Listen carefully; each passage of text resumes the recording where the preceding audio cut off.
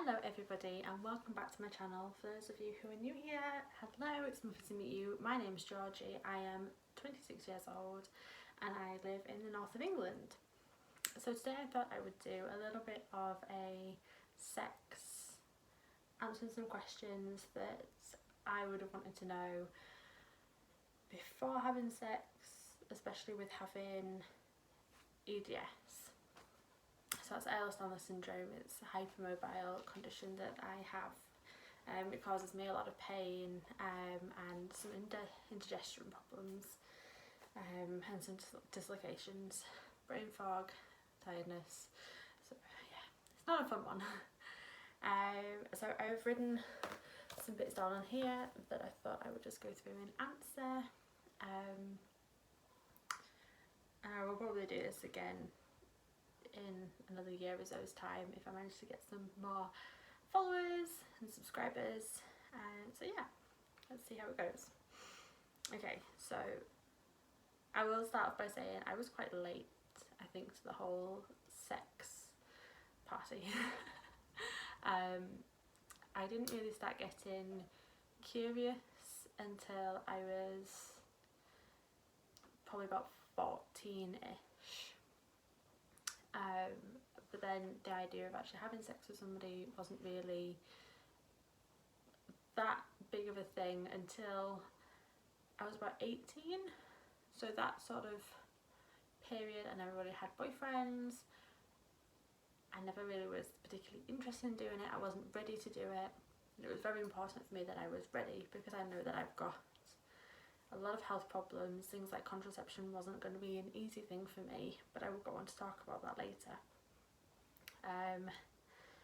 So yeah, I suppose 18 was about the time that I started to really think about it. And yeah, so my first time I was, what was I, 20? 19, 20, 21, 20, I think. I was quite late. 20, I think I was 20. I was quite late to the game. I had it in my head that I wasn't going to sleep with somebody who wasn't my boyfriend, who I felt comfortable with. I have a lot of issues and hang-ups about my body, so I needed to know that I wasn't going to be judged, I wasn't going to be laughed at or told that they didn't actually want to be with me once they saw me naked, and that somebody that was going to take it at my pace and I was going to take it at their pace. So I met this lad, we started going out, and it got to the point where I thought to myself, do you know what, you're old enough, I think you maybe just need to get on and do it. So while everything was still very fresh and exciting, I suppose, I was like, right, I'm just gonna lead on and get this done.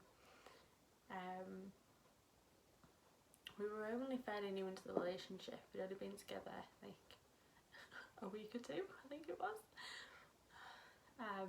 But for me, I suppose I just wanted to get it done and get it out of the way, because everyone builds it up and makes it out to be such this really big moment, that it's going to be painful and that you're going to need to be really conscious of what's going on and you need all this protection, this, that and the other. So I'd already started on contraception, which again I will talk about later. I had chosen to go on the mini pill. So I was ready, like it was fine. And yeah, decided just to do it. So pain wise, for me it was a little bit painful at the start, but once I'd got more relaxed and more into it, so the more turned on I was, the better it was. Because for those of you who don't know, when women are turned on, they create lubrication naturally to allow sex. So the more turned on I got, the easier it was for us to do it. And I actually remember thinking to myself, when he got his thing out and he got his penis out, I looked at him and went, how is that going to fit into me? Oh my word. But yeah, you think about it, a child is designed, you know, your body is designed for a child to come out of you. So it does happen. But yeah, the first, like, the initial insertion was a little bit painful. We stopped, we did a bit of foreplay, and then after that was fine. Embarrassment, I didn't really get any embarrassment. I had been mostly naked in front of this person before, and it was, you know, it was fine, it was alright. It wasn't, you know, it wasn't horrific, but it wasn't great. Like, I didn't finish, I don't think I finished at all with him. My current partner, however, my lovely fiance, he is good. He'll hate me for saying that on the internet, but he is good. Anyway, about that. So the next one was period sex. Okay, so me and my partner, doesn't really bother us. I get horrific periods. The amount of pain that I get is, I will be curled up on the floor crying, like rocking backwards and forwards with a hot water bottle shoved around me, crying sort of pain. I will be on the strongest painkillers I have for 2 to 3 days of my cycle. As soon as I come on, it's like I go to the toilet, wipe, see the blood, and then boom, pain. I don't know if it's a psychological thing or not, because it is, once I realise that I'm on my period, I get this pain. Or if it's like suddenly the nerve endings are opening up and it's like, boom, yes, you are in pain, you have got your period. So there is that, like, I do get a lot of pain, but the bleeding wise doesn't really bother either of us. I think I found it a little bit gross to start off with, and I always get quite self-conscious that I smell, or that I'm going to ruin the sheets and that sort of thing. So we've been there, we've put sheets down, we've put towels down.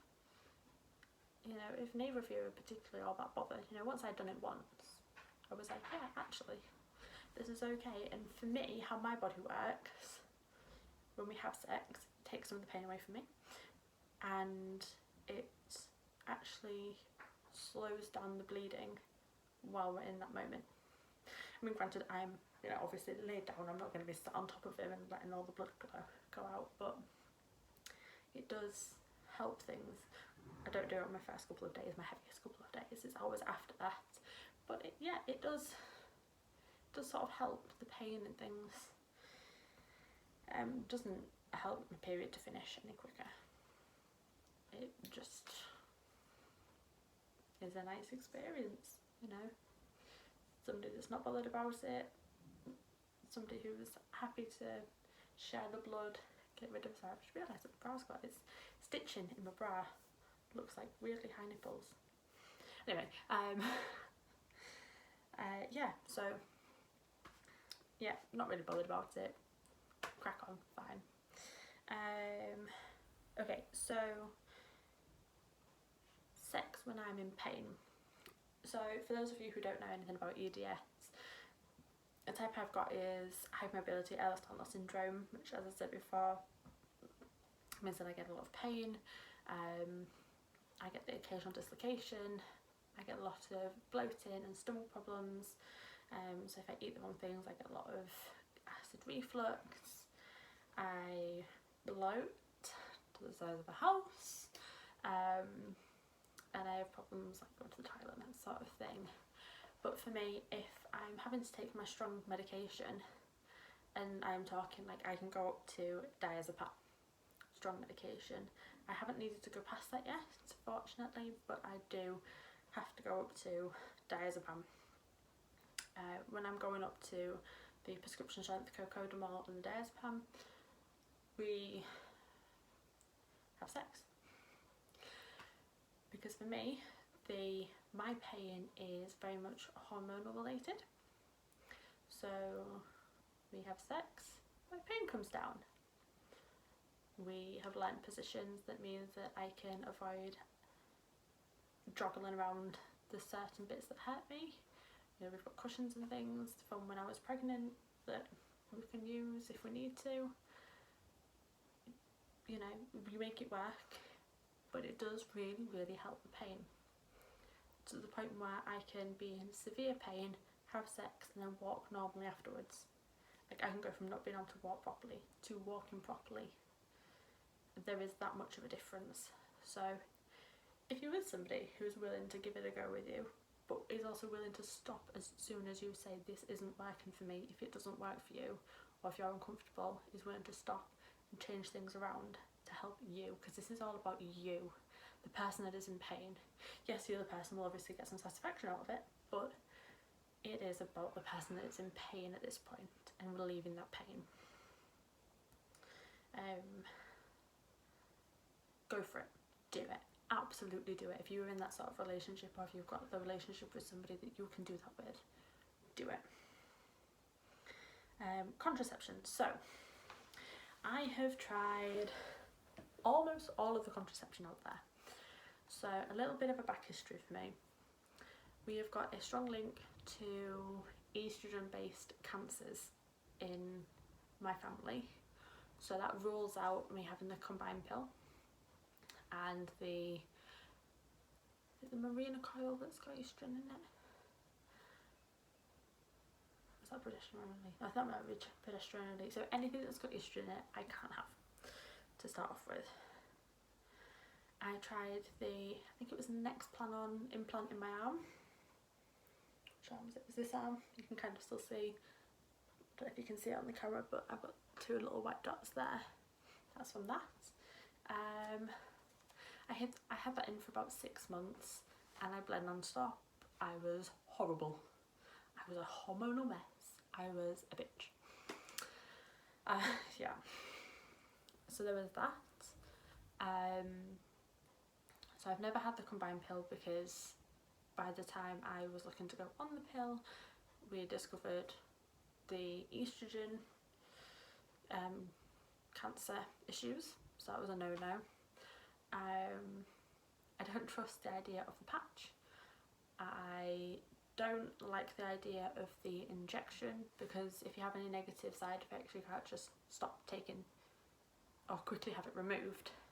You've got to wait like 3 months for it to stop working in your body. So decided against that one. Plus I was advised that it can leave you infertile for up to 2 years if you take it for, you know, a longer period of time, and that's not something that I want to have to deal with. Coils. Now I have had a previous ectopic pregnancy, which means I cannot use the coil until, or I'm strongly advised not to use the coil until I'm finished having babies, because there is an increased risk of you having an ectopic pregnancy with the coil. Once we finish having kids, I'll be going on to the copper coil, because then it won't really matter if we have an ectopic pregnancy, because I will have finished having our children. If we have a pregnancy while I'm on the coil and it goes well, then so be it, it's a blessing. But, you know, once we've said enough's enough, you know, we've had 2, 3, 4 healthy children, that will be that. I think we're going to try and avoid vasectomies if we can. If the copper coil works for me, it means I don't have any hormones and he doesn't have to have the snip, so that'd be great.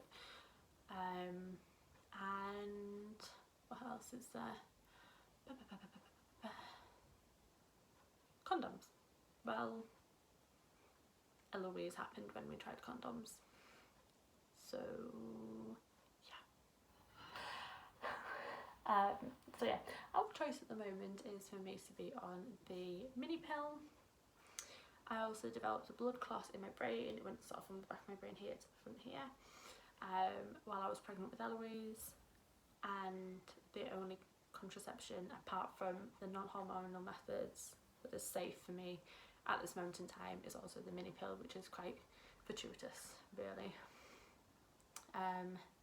So yeah, I have to make sure that I have a very specific type of pill, because for here in the UK, NHS, you get your contraception for free. The GPs try to offer out the slightly cheaper mini pill because obviously it's a lesser expense and it does the same job. But there are different chemicals that make it up, obviously slightly cheaper ingredients. Some of those cheaper ingredients send me into a hormonal frenzy, and I am an awful human being on it. I am snappy, I cry all the time, I become an anxious, nervous wreck. I'm just not a pleasant person. Whereas at least on the more expensive version, I'm only that person around my period, which we can deal with, we can cope with that, and I don't tend to be quite as bad. And Kieran knows, like my partner Kieran, he knows when I'm about to come on my period, and he gets that for a week I'm going to be a bit of a demon, and he's okay with it. He knows to give me chocolate, put me in a corner, put something nice on telly, like Bridget Jones or something, and leave me to it. Give me a hot water bottle, give me a blanket, give me painkillers, give me water, bottle of water, and leave me out of the way. So that's sort of the contraception. I am more susceptible to having hormonal changes because of my EDS. As I said before, it is a hormonal thing. So having EDS itself, I haven't ever been told that I can't have certain types of contraception, but it does affect you. If you have any of the types of EDS, it will affect how you are as a person more than the average woman walking around. Is what I get from sort of knowing what I'm like, what my family's like that also have EDS, and from looking at some of the research and the evidence that's being done around contraception and having EDS. Yeah, so that's sort of all of the little points that I've put down. I would also like to just throw in here about consent. If you're in Britain, you will know the T, consent. It's not really an advert, it's a little clip where it's saying, so-and-so wanted tea yesterday, that does not mean she wants tea today. If so-and-so is asleep, it does not mean she wants tea. Do not give her the tea, she's not going to drink the tea. It's the same for sex. If somebody's asleep, they don't want sex, they want to sleep. If somebody wanted sex yesterday but doesn't want it today, you don't give them the sex, you don't give them the tea because they don't want it. You get me? So yeah, always make sure that your partner is consenting to the sex. Just because you're married doesn't mean they consent. Just because you're girlfriend, boyfriend, girlfriend, girlfriend, boyfriend, boyfriend, in an orgy, I don't know, does not mean that everybody consents. If they're saying, oh, I'm not sure, that is not consent. Yes, it's consent. I want to do this is consent. And also, make sure that they're consenting throughout it. If you change positions, make sure they're comfortable, make sure they're okay, make sure you're okay with what's going on, and have a full understanding of what's going on. You know, have that experiment. Do the experimentation, absolutely, but do it in a safe way, do it in a consensual way. And if you're underage or being pressured into anything, please don't do what you're not comfortable with doing. I'm not going to sit here and say, do not have sex under whatever age, because if you want to do it, more than likely you will do it, but do it consensually.